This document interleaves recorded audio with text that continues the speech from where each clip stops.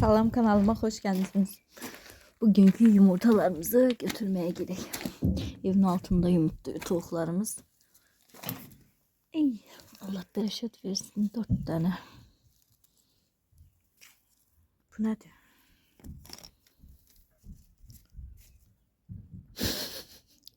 Yine çocuklu yumurtluyor tavuğum. Büyüyünce sesinden bildim elə onun böyle balaca yumurta yumurtlayacağını hiss elədim. Balaca yumurtası olanda belə çığırtısı halimə düşür. Gidək qıraq görək bunun sarısı var mı, yox mu? Var mı? Uy. Parçalanmadı bu.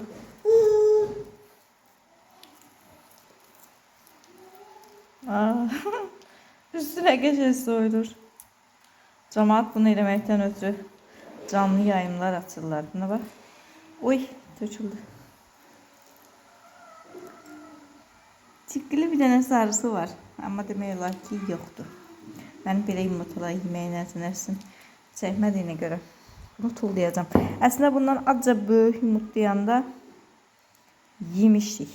Amma bu həqiqətən də yaramaz vəziyyətdədir.